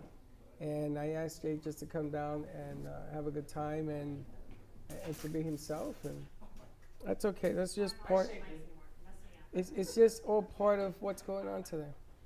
That's all. Dr. Laura keeps shaking her head. That was an amazing Have you save. seen so many things go on at one time? You would think it's Friday the 13th. I don't get it. That's because Saturn is in retrograde. Is that why? That's why. Now, do you know what even that means? All I heard Does was anybody retro. know what that means? Do you know? I hear it said a lot about Mercury being in retrograde and how it messes everybody up. So I know that, to be aware that when they use that word, that means I better like lock myself inside for a while. I was told that the planets rotate opposite of what they normally do. In other words, if it goes like that, it's not going like that. But Well, that's what's going on today, right? It absolutely is, right? Slick, we're going to move all that stuff off the floor. And it's also, funny hang because those, if please. you take your right leg and you go counterclockwise, turn counterclockwise, and you take your right Or just arm put 'em on the and table you for try now. to draw the number 6, you can't do it. What do you mean? Go ahead. No, you got to turn your foot counterclockwise. He's going to get me trying to do this. I'm telling you the truth. If you can do it, Okay, I'll if give I you- can I'll turn give my you a foot drink. counterclockwise. Your right foot, that will be your left. Okay. Counter, that's No, that's clockwise. That's I think I'm doing counterclockwise. it. Clockwise. Clockwise. Now turn and do the number 6 with your right arm. I hope this isn't secretly something offensive that he's. That's a circle. That's not the number 6. The Oh number my 6 gosh, is that's like this. hard. You shake it all out. He makes this stuff up. He's going to be, I can't believe you guys No, are all count, doing you're this. Count clockwise. Clockwise. Clockwise, No, yes. That's counter. No, that's Clockwise goes to the Clockwise. right. Jeez Louise. Wait, is 6 the right way 6 or the backwards 6. 6? And you got to do the number 6. And No, they that's can't. You can't do it. No, I can't do it. And I learned this last night because Saturn is in retrograde. Oh, that's why. That's the only reason why we can't do it. That and a bottle of tequila will get you anywhere. Welcome to Freddie's Mind on a Friday. But if you can't do it, I give you a book of Amy Minty's book. It's on me. If you can do it, you can't. Physically, you cannot be done. How would my book help in this particular case? Oh, okay. I It's see. a surprise, and the prize goes to. I'm just curious. Have I written something I don't even understand how great it is? Like, Just a surprise. Just if you can do it, let us know. And Freddie's book's on him. We're And gonna let send me you know, a too. Copy up for strip or If you for can gamble. do it, if you can do it, then I'm going to take you to the Harvard School of Medicine because And don't forget to tag the Brooklyn Cafe Show in all your videos and your pets. We can't wait to see it. Fridays with Freddie. There you go. your pets, you have your dog doing it. I'll die. Yeah. hey, TikTok has a lot of dogs. Does it? Yeah, huh? It's pretty funny. Are you on TikTok? Yeah, sort of. I mean, I don't really, not much, but Thank you I so tried it in the beginning. I didn't really get it and continue not to get it. So do I Well, try it's it like doing often? something. I don't know. It's something that doesn't jive quite well with me, but too bad. Doesn't mean I don't like it. I love watching it. It's hysterical. It's branding and marketing. But no, yeah, exactly. I mean, yeah, I can't really. I've been lucky with Facebook and Facebook Live, and I don't even really Instagram. I should get better with, but don't like that either. I can don't help like you. I don't like Twitter. It sucks. I'm I sorry. didn't even I shouldn't know say that. TikTok had an audience. It has Oh, a just very a few billion people. No, you know. that's people, but they're scattered. It's- Everything's scattered. No, it's not like 21 to 30. You can't break it down that way, can you? If you want to, you can. yeah, you Oh, could. you can. It's actually Yeah, younger I'm than that. sure. Wow, I didn't even know that. Yeah. And yeah, getting back to the actual question you asked me, TikTok is very, very young, but very funny. It just depends on what you want to watch. And smart. It's done smart. I think it's smart. You have 15 seconds. Yeah, that's why it has to be fast. Or now it's a minute, and you can increase it. But it really is a lot of lip syncing involved, which is kind of nice because I hear you would like it, Freddie, perhaps for this reason, that people lip sync comedy shows, and they're just doing it in their kitchen, and it's different. So it's kind of a funny take on things, So I don't know. I happen to watch TikTok a lot. I'm just not good at it yet. Yeah. just gonna keep TikTok doing used to more. be 6 seconds at one time. Well, I'm sure it was. Now it's remember now when we did the first one? 15, but most of them are a minute now, and it's pretty funny. And I wanted to ask you because I don't know if you did. Did you ever find a haunted house that you were looking for? I know you found Everything is haunted. Oh, Freddie. Death and Glory in Delray Beach. I know They Death and Glory. they have a haunted house set up. It opened on Tuesday. Really? Really? Take it from the girl who puts Ray in Delray. Check out Death and Glory's haunted house. That's cool. I must know more about that. Death and Glory, we actually good friends in Death and Glory. They actually know us. And we had Spider, what was his name? Spider Cherry? He was I've heard singing of there Death one and day. Glory. Wow. You know what's so honorable about that restaurant? I don't actually know any of the players there, but when COVID first happened and all the restaurants were shut down, they were one of the few restaurants who paid out each of their employees $1,000 so that they could meet, Wow. their bills and pay Awesome. their rent. So And good of people, great good ambassador. food, and a haunted atmosphere. Where is the actual address of that? So it's on Federal, like 2 blocks past Atlantic. Just north of Atlantic. Mm-hmm. North of Atlantic? North of Atlantic on the west So, side of the street. 5th? Yeah. Okay. Mm-hmm. Really Got it. nice. Really nice place. Nice place. She may be coming to us from For Death or Glory. I know. Well, One day. 'Cause they have a great little yes. tiki bar there, but it's not outside, but it's undercovers. It's pretty cool. Yeah. That could be your haunted I think house. I know the establishment. It used to be something different, right? Yeah. Oh, yeah. Many times. Mm-hmm. Okay. I know it. It's been Now there's a lighthouse up in, Jupiter. is it? It's Over in Kelsey Jupiter. Air. There's There's only one. Jupiter. There's Yeah. only one lighthouse around here. It's Jupiter. Okay, and that one's haunted. Oh. They told me that one was haunted. Wow. Then it's not Jupiter. Myrtle Beach? No, not Myrtle. What's That's the South one? Carolina. Yeah. No, that's not. No. Which is the city north of Jupiter? There's another lighthouse. There may be another lighthouse. I'm gonna get you the name. I thought that's where you All were right. going. Stewart? No. No, I it's don't- further north. They told me that it has a ghost in it, and I looked it up, and they said it's St. haunted. Augustine does. Yeah, you go. Yes. Yes. Thank you, There you Jim. go. I've been there. Yes. Yeah, I know. I've seen the ghost. The voice yeah. from beyond. There you go. This is awesome. St. Augustine. Tell us has about You it. saw a ghost?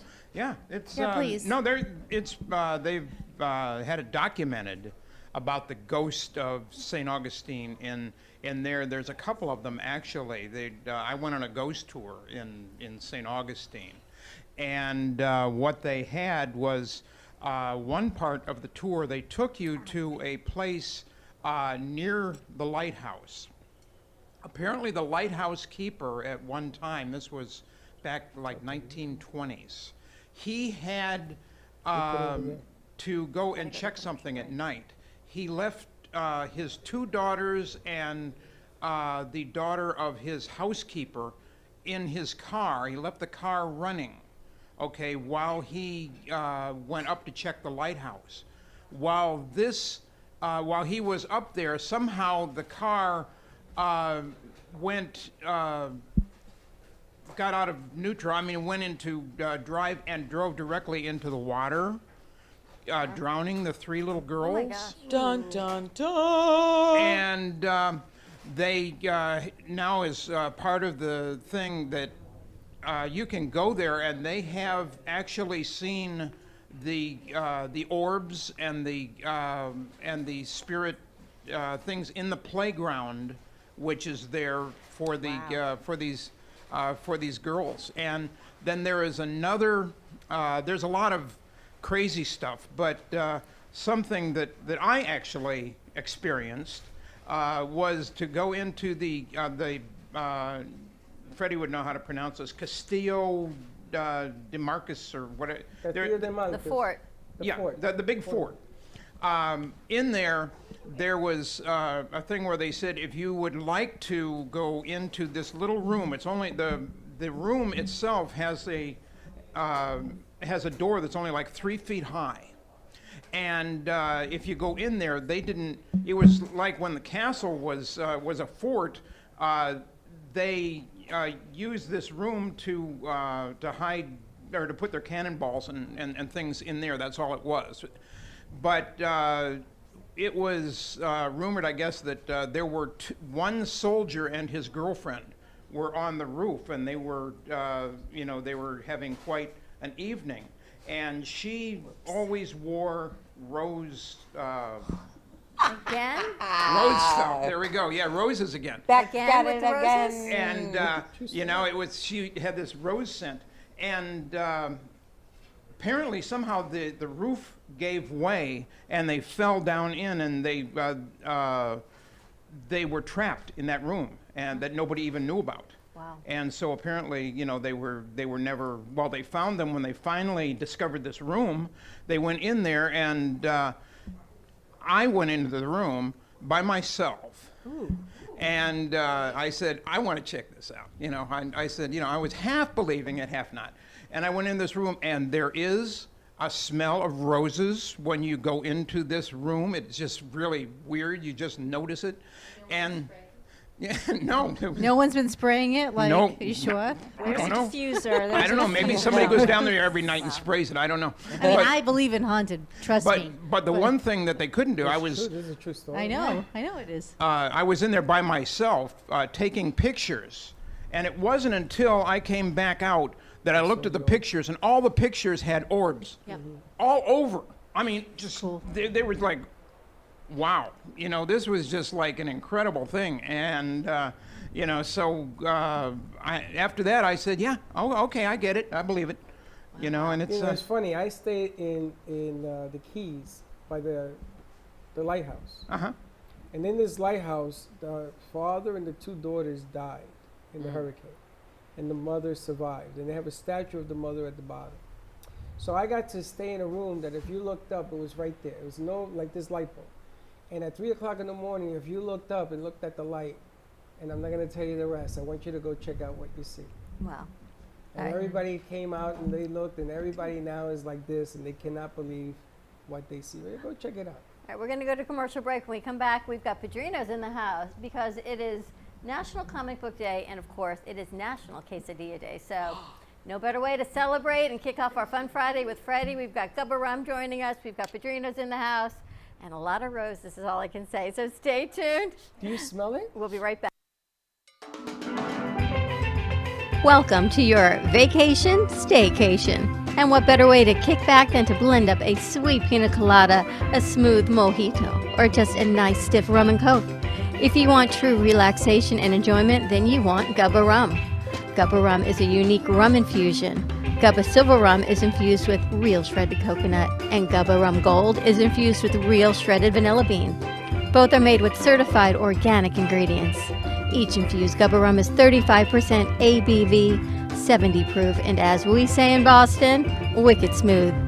So if you're looking for the best combination of taste, smoothness, quality, and price, your clear choice is Gubba Rum. If you want that wicked smooth taste for yourself or your vacation staycation, visit GubbaRum.com to find your closest liquor store that carries Gubba Rum Gold and Gubba Rum Silver. Gubba Rum, it's wicked smooth. Healing Moments Wellness Boutique specializes in integrating scientific and ancient therapies to relieve physical, emotional, and psychological distress. Through the power of touch, coaching, and meditation, clients experience pain relief, relaxation, healing, and detoxification. Contact Healing Moments Wellness Boutique at 561-931-2187 and experience Boca Raton's Healing Haven. Enjoy the benefits of an individualized treatment plan to help find your feelings of peace, complete balance, and wellness. Call Healing Moments today, 561-931-2187, and be rejuvenated. If a tree falls in the woods and no one is around to hear it, does it make a sound? Have you ever felt that your voice goes unheard? And you think that you can make a difference if only someone would just listen? It's time for women in business to have a place to step into your power, a platform to embrace your hopes, dreams, and your visions, a voice to heal and restore.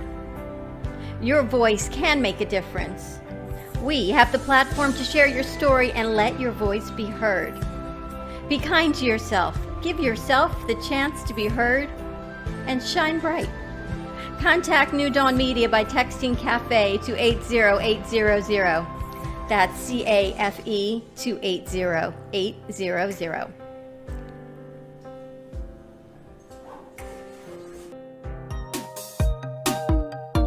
So let's spread your business like a wildfire. Spotlight your business, ideas, and events through our Brooklyn Cafe TV channel on Amazon Fire. Contact us at 888-224-5422 for more information. Let the whole town, even the whole country, know your message with a click of a button. Together, we ignite. TV and WNN Money Talk Radio have been in conjoint business for 10 years. They have been working around the clock, nonstop, to promote over 500 shows and businesses reaching all over South Florida. With added platforms such as social media live streaming, podcasts, and the specialty of live radio, it has never been easier to get your voice heard by millions of listeners. To amplify your impact and start your show today, contact AMP2TV at 866-224-5422. That's 866-224-5422.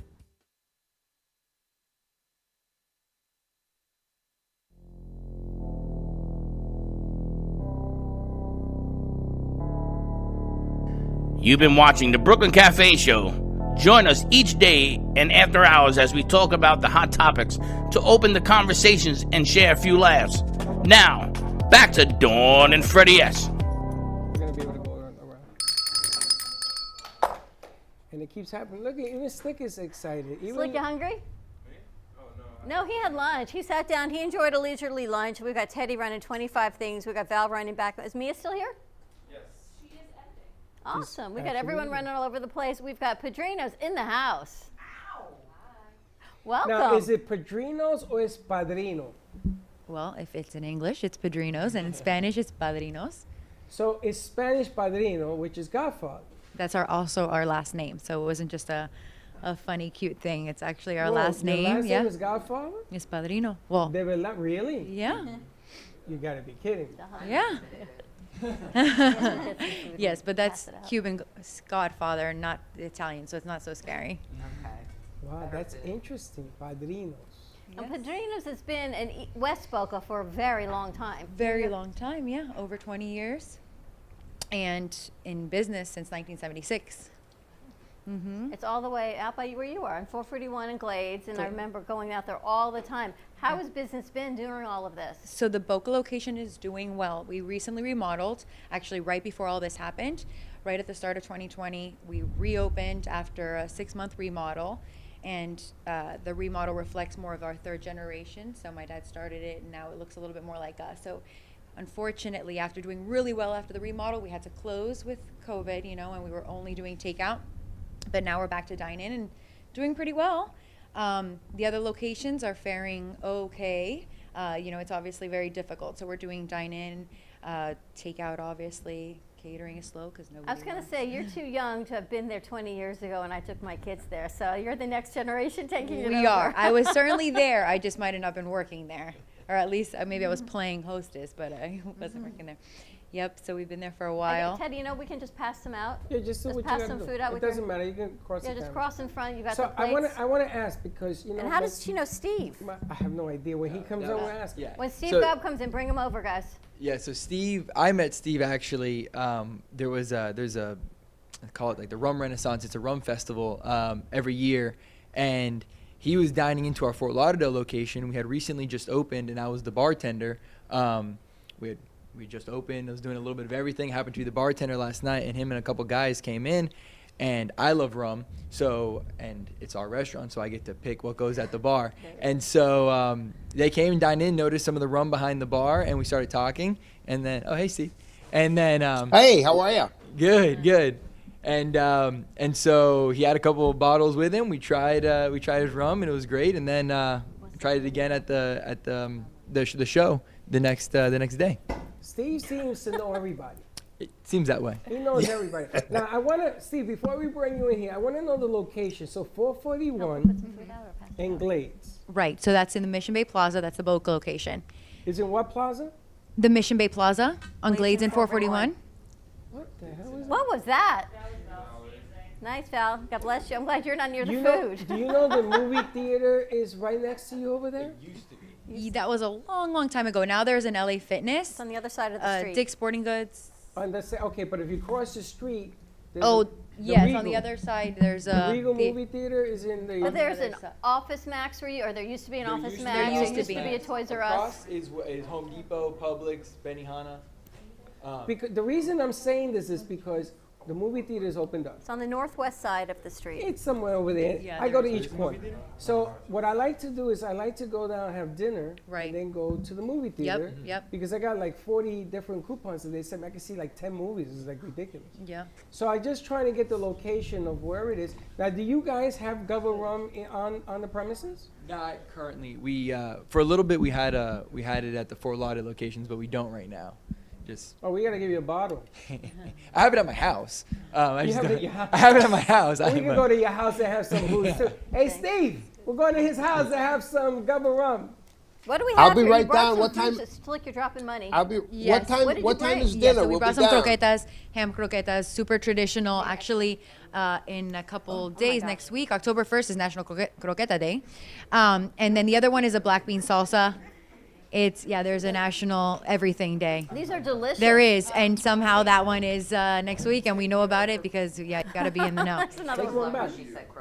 Croqueta. Yeah, these are excellent, by the way. Yes, thank you. And then the black bean salsa is just a fresh option that we Okay, have what is for a the croqueta? croqueta is what you're looking at there. I So know, the but what inside is could in be it? that one is ham, but the inside could be pretty much anything. There could be chicken. Yeah, you can do beef. I mean, for the most part, ham is popular. We had for a while a yuca croqueta. That was our grandfather's recipe, but those are ham.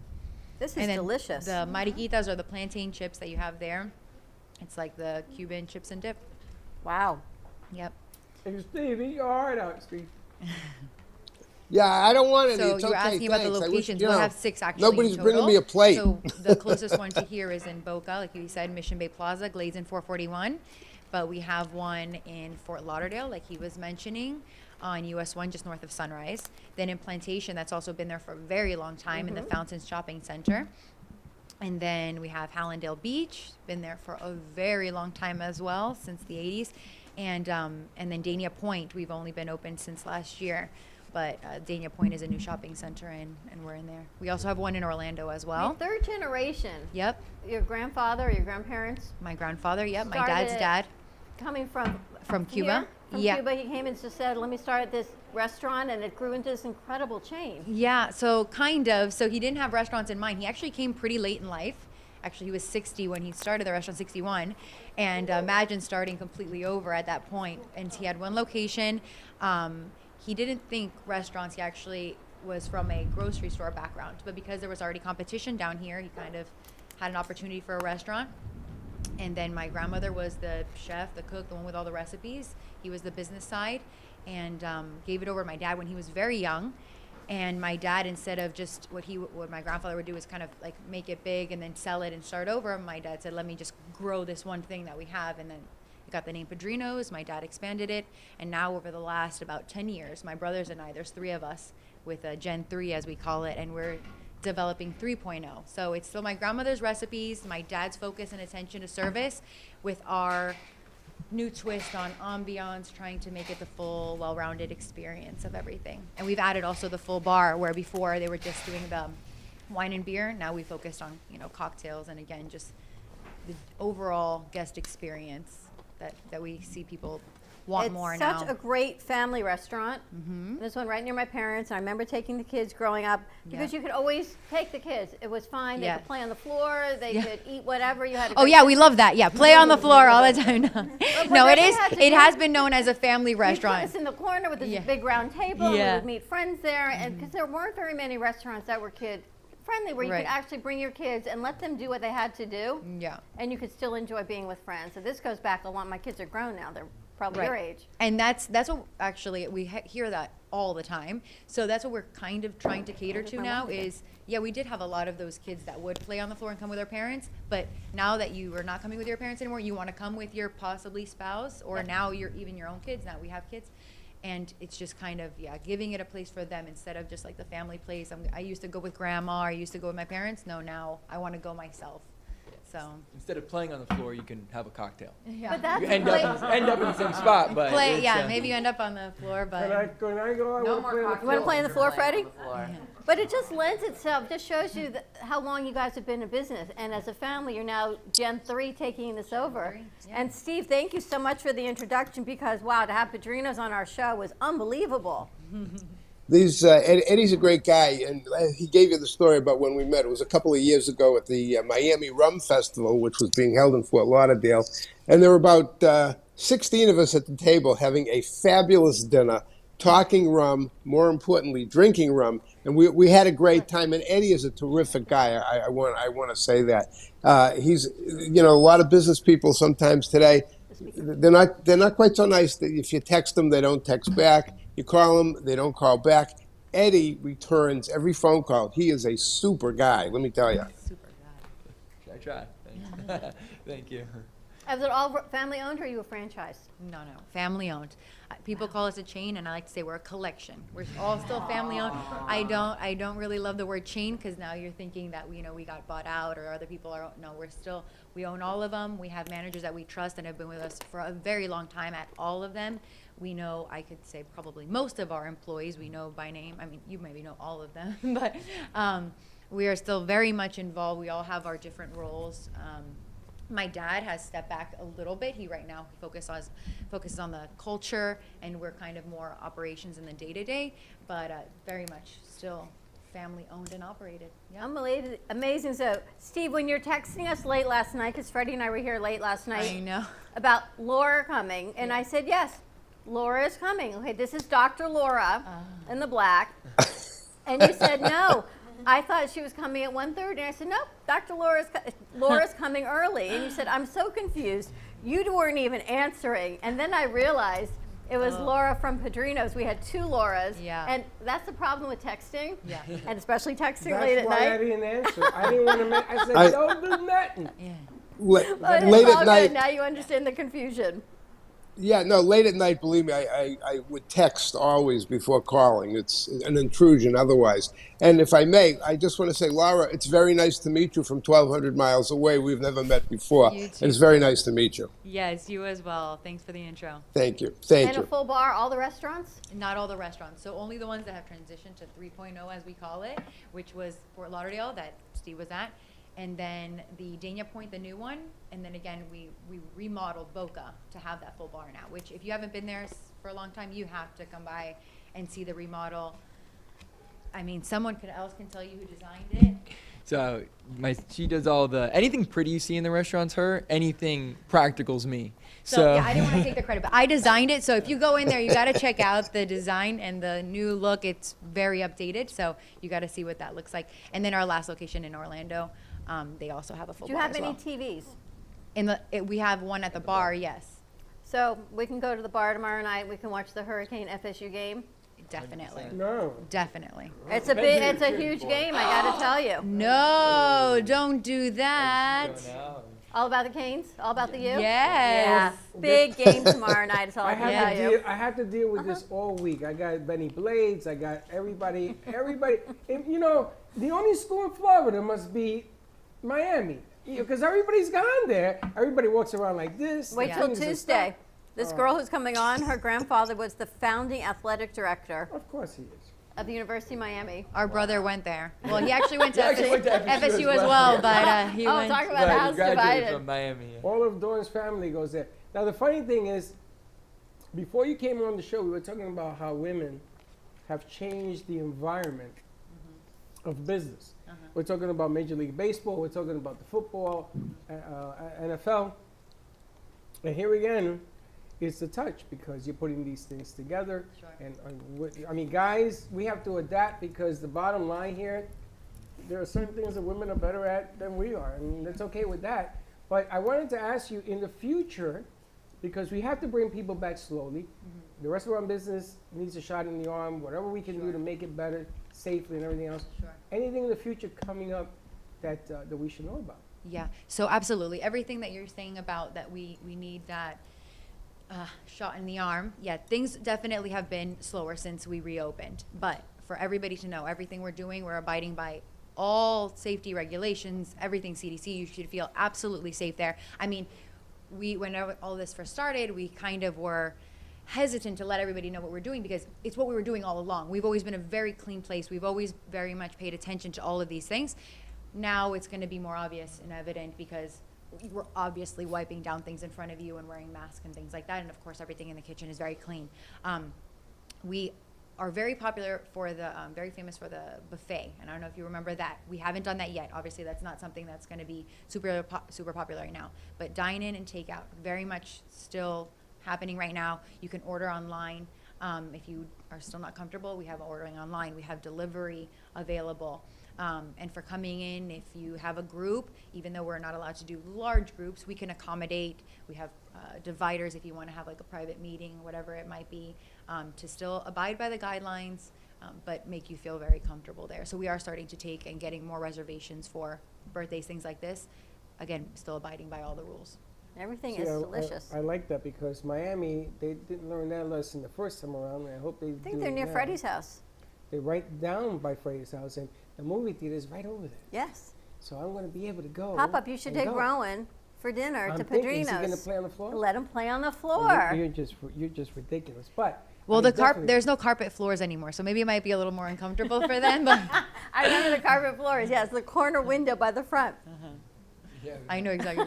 You know exactly what I'm talking about. Yeah, it doesn't look like that anymore. You got to come by and see it. I got to come by and see it. I'm excited because I haven't really ventured into any restaurants. We've been to one in 7 months, but it's nice. I'll go to the ones that we know the owners and we know that they're clean. So Uncle Mike's and now Padrino. So Yes. it's nice to know. It just adds to the trustworthy factor of what we do. Well, some of the things that we used to do before this thing hit is we used to go to remotes and do it from different places. Sure.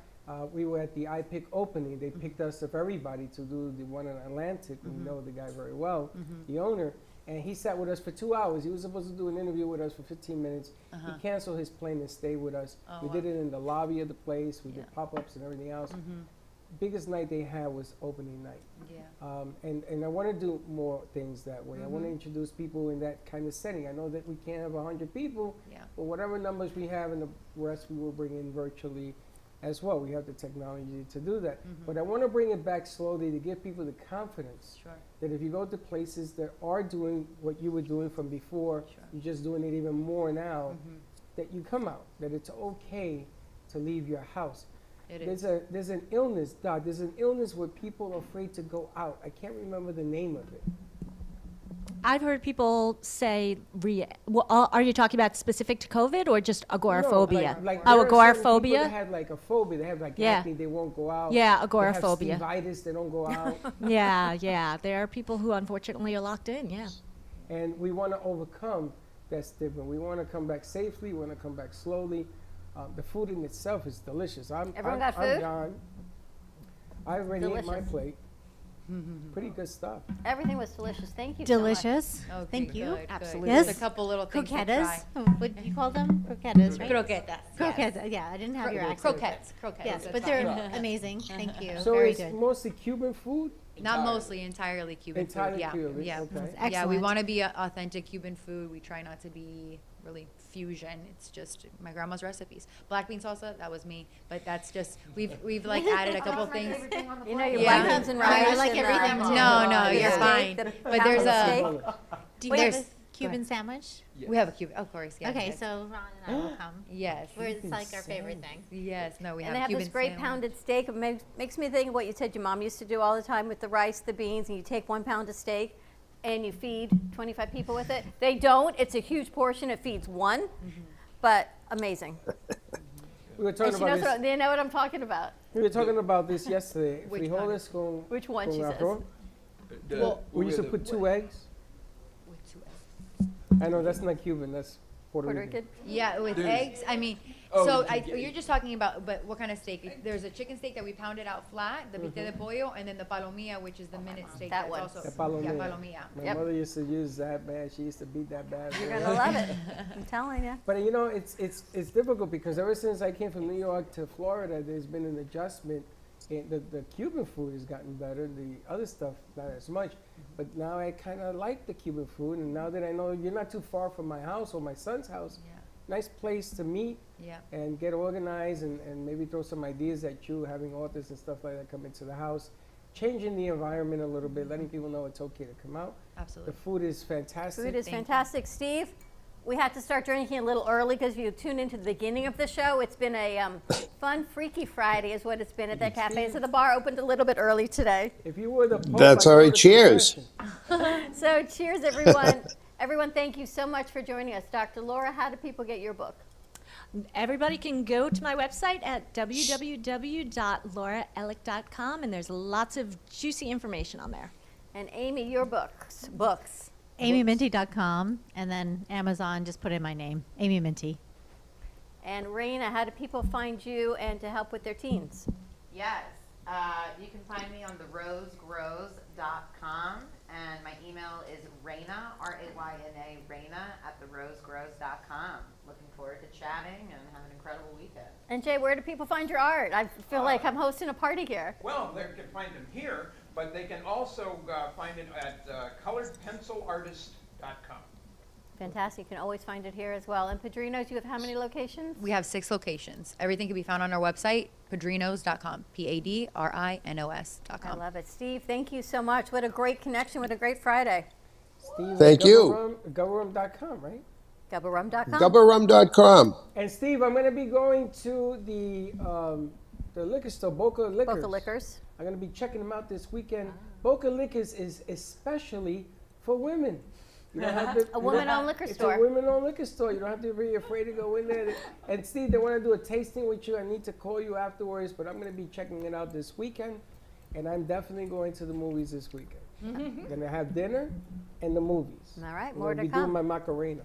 Have a great weekend, everyone. Tune in 2:30 to the Editor's Desk with Brenda Warren. At 3 o'clock, the Florida Love Show. We've got Momentum Mindset at 5:30. 6 o'clock, you've got Out of This World. And 7 o'clock, you can listen to the Brooklyn Cafe Show after hours on WWNN. So a full-packed day. Have a great weekend, everyone. Be safe. Be kind to each other.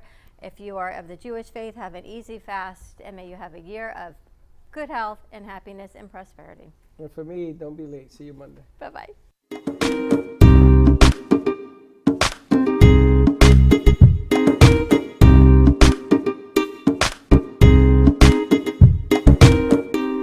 Well, that's about it for today.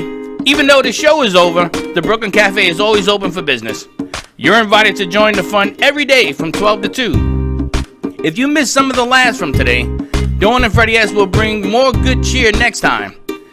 You can follow the Brooklyn Cafe on Facebook at the Brooklyn Cafe TV to rewatch every minute of the show. Well, see you next time.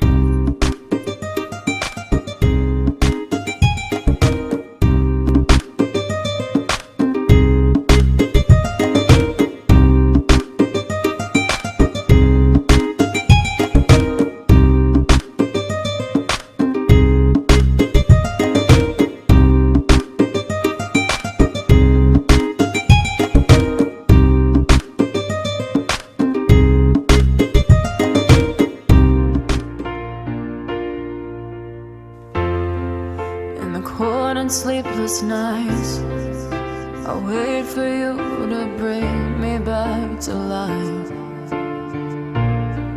In my electric eyes, it doesn't mean that time can thicken every single breath. I want to unfreeze my heart and fly away. That's why I wanna say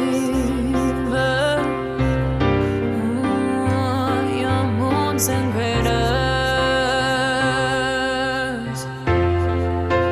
Open up my eyes, waterfalls of ice, sweeping me away like an avalanche.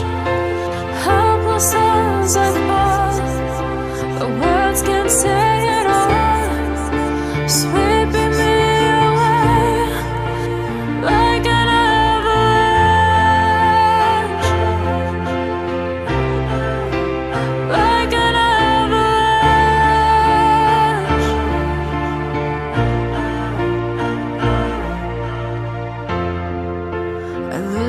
for a sound, waiting deep inside my maze of sweeping thrills and colors, just to raise